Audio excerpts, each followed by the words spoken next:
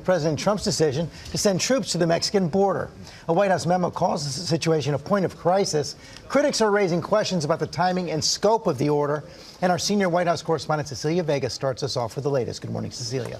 Hey, George, good morning to you. President Trump likes to very much tout that historic low number of people illegally crossing the border since he took office. Aides now say those numbers appear to be back on the rise. They're worried this so-called Trump effect might be wearing off, and their fix: send in the National Guard.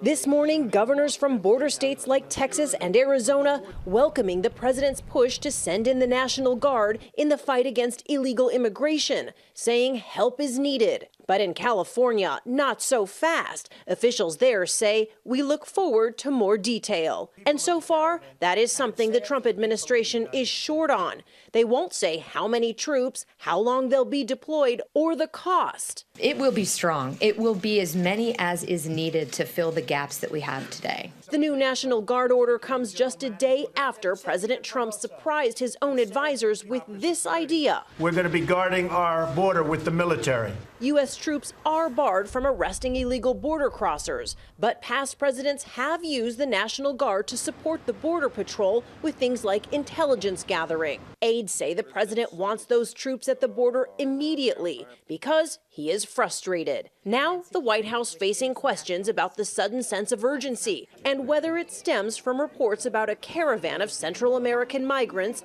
heading north through Mexico, even though many of those migrants say they have no intention of crossing into the U.S. Does this have anything to do with a report that the president saw on Fox News? I think it has everything to do with protecting the people of this country. As for his border wall, after the president suggested he might try to use military funds to build it, which would take an act of Congress, the White House tried to clarify. We're looking into options for the military to build wall on military installations on the border. But we checked. Pentagon officials tell ABC News the military does not actually own land on the U.S.-Mexico border.